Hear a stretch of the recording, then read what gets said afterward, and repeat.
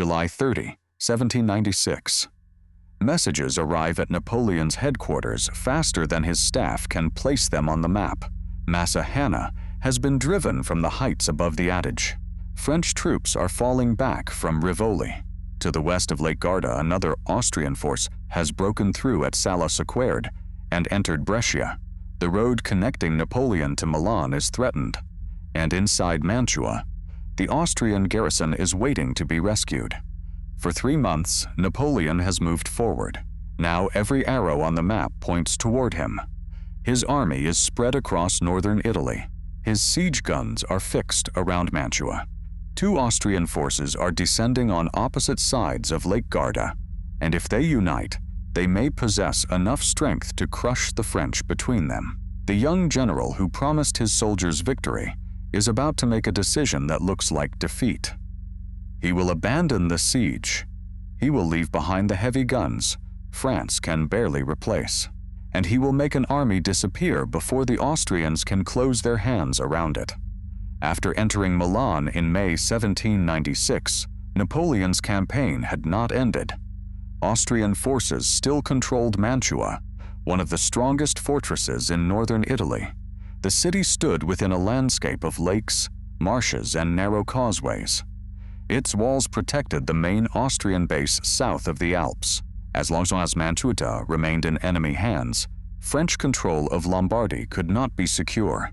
Napoleon drove Beaulieu away from the fortress and established his army along the Adige. French troops then closed around Mantua. But a fortress did not fall because it was surrounded on a map. Mantua contained a large garrison. Reaching its walls required siege guns, ammunition, engineers, trenches, transport animals, and time.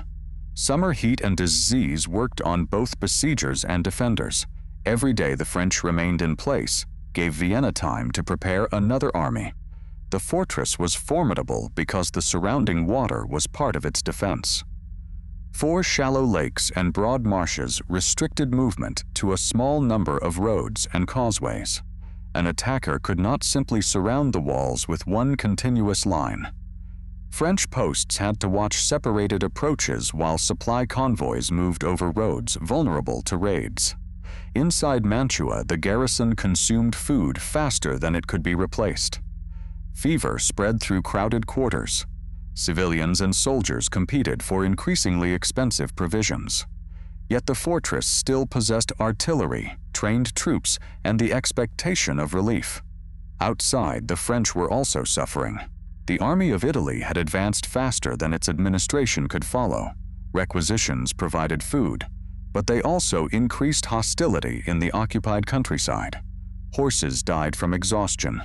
Soldiers guarded roads, depots, river crossings, and rebellious towns, while other units dug siege works. Napoleon could concentrate quickly for a field battle because his divisions lived and moved separately. A siege demanded the opposite. It tied men, guns, and transport to a fixed place. The Austrian High Command understood the opportunity. It did not need to storm the entire French position at once. It needed to force Napoleon to choose between protecting the siege, guarding his communications, and meeting a new army descending from the Alps. Austria replaced Beaulieu with Field Marshal Dagobert von Wurmser. Wurmser was more than 70 years old, an experienced cavalry commander with a long military career. He arrived in the Tyrol with a powerful force and a clear objective: break the French position, relieve Suamet, and recover northern Italy. He also possessed something Napoleon did not: numbers. The Austrian plan divided the relief army around Lake Garda. Wurmser's main force would descend the Adige Valley on the eastern side. General Peter Kwasdanovich would move down the Schise Valley west of the lake. A smaller force would operate toward the lower Adige. The columns were separated by mountains and water, but they would advance at roughly the same time. If they could drive back the French wings and meet near Mantua, Napoleon's army might lose both its communications and its route of retreat. At first, the plan worked. On July 29 and 30, Austrian pressure struck the French covering positions. Masséna was forced back from the Monte Baldo and Rivoli sector. French troops withdrew toward the south. West of Lake Garda, Quasdanovich advanced through Salò squared and toward Brescia. The speed of the collapse shocked French headquarters. Napoleon initially reinforced the threatened sector near the Adige, where Wurmser's advance appeared to be the main danger. Then new reports revealed the scale of the movement in the west. Brescia was not simply another town. Its loss threatened the road toward Milan and the supply line connecting the Army of Italy with France. Napoleon now faced the problem he had created for his enemies earlier in the campaign. His own forces were separated. The siege absorbed men and heavy equipment around Mantua. Masséna was retreating from the northeast. Other divisions watched crossings and roads across a wide front. Wurmser and Quasdanovich were moving toward them from different directions. If Napoleon tried to defend every place, he would be weaker everywhere. He chose concentration. Orders went to General Serrurier to lift the siege of Mantua.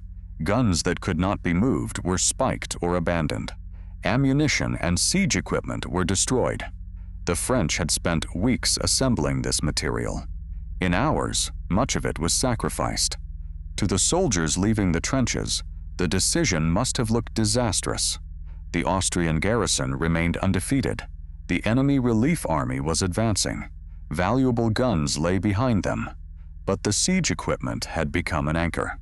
By releasing Serrurier's troops and abandoning fixed positions, Napoleon recovered the freedom to move. He concentrated his available divisions between the Cise and Mincio rivers. Rather than wait for the two Austrian forces to unite, he would hold one with rear guards and turn the main French strength against the other. The first target was Quasdanovich in the west. The Austrian columns there had advanced rapidly but had become dispersed. Mountain roads, separate objectives, and uncertain information made it difficult for them to support one another. French forces moved back toward Brescia and the southern end of Lake Garda. What followed was not a single clean battle. It was a chain of confused actions around Salò squared, Lonato, and the roads between them. At Lonato, French and Austrian units collided while both armies were still trying to understand the position. Towns changed hands. Columns appeared on roads where commanders did not expect them. Messages arrived late or not at all. Masséna attacked elements of Quasdanovich's force. Other French troops moved against Austrian columns around Salò squared. The French used their central position to strike separated units before those units could assemble. The fighting did not unfold from a single headquarters with perfect knowledge. Dust, summer heat, and the broken ground around the southern lake confused direction. A column marching toward one sound of gunfire could expose another road behind it. A defeated unit might discover that its retreat had carried it into the path of a different French division. At Salò squared, French troops relieved comrades who had been isolated by the Austrian advance. At Lonato, attacks and counterattacks pushed through the town and surrounding fields. Quasdanovich attempted to bring his columns together, but every delay gave Napoleon more time to place French strength between them. This was the practical meaning of the central position. It was not a fixed point on a diagram. It was a network of shorter roads that allowed exhausted divisions to appear successively against enemies who remained separated by the lake and mountains. The crisis produced one of the campaign's most famous stories. An Austrian force reportedly approached Lonato and demanded the surrender of Napoleon and the troops near him. Napoleon, though dangerously exposed, acted as if the Austrians were surrounded by his entire army. He threatened destruction if they did not lay down their weapons. The story was later polished in memoir and legend, and its details cannot be accepted without caution. But it captures the atmosphere of the fighting: isolated forces, uncertain numbers, and commanders making decisions with incomplete knowledge. By August 3, Quasdanovich's advance had been broken apart. Austrian units withdrew north and west. Brescia was recovered, and Napoleon's communications reopened. One half of the enemy plan had failed, but Wurmser was still advancing. The old field marshal had moved toward Mantua and entered the relieved fortress. The garrison welcomed him. Supplies reached the city. The French siege was gone. If Wurmser had immediately pushed west with his full strength, he might have forced Napoleon into another crisis. Instead, time was lost around Mantua. Napoleon used that time to turn his divisions east. The same French units that had just fought around Lonato now marched toward Castiglione. Men moved through summer heat with little rest. Masséna and Augereau had been fighting and marching for days. Sauterier was ill, and command of his returning division passed to General Fiorella. On August 3, Augereau fought Wurmser's advance near Castiglione and prevented it from moving farther west. The action bought Napoleon the hours he needed. 2 days later, the armies faced one another between Castiglione and Solferino. Wurmser's position stretched across the rolling ground west of the Mincio. His right rested near the heights around Solferino. His left extended into the plain. Napoleon's plan required pressure from several directions. Masséna and Augereau would engage the Austrian front. A mobile reserve of grenadiers, cavalry, and horse artillery would be held for the decisive moment. Most important, Fiorella's division was marching from the south toward the Austrian rear. The movement was dangerous. If it arrived too early, Wurmser could turn against it. If it arrived too late, the frontal attack might fail before the threat developed. At dawn on August 5, the French began with a calculated withdrawal. The movement encouraged the Austrians to advance from prepared ground. As Wurmser's formations moved forward, the space between units widened, and their line became harder to control. Then the French reversed direction. Masséna and Augereau attacked. Artillery fired across the open country. Solferino and the surrounding heights became the center of hard fighting. To the south, Fiorella's division appeared behind the Austrian position. The force was not large enough to destroy Wurmser by itself, but its presence changed the battle.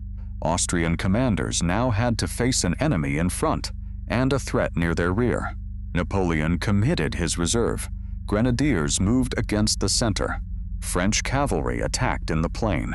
Horse artillery under the young Marmont advanced rapidly and opened fire at close range. The combination struck an Austrian army already unsettled by the appearance of Fiorella. Wurmser's line gave way. The Austrians retreated toward the Mincio. The French captured guns and prisoners, but they could not turn victory into complete destruction. Their own army was exhausted after more than a week of forced marches and continuous fighting. Wurmser crossed the river and withdrew northward.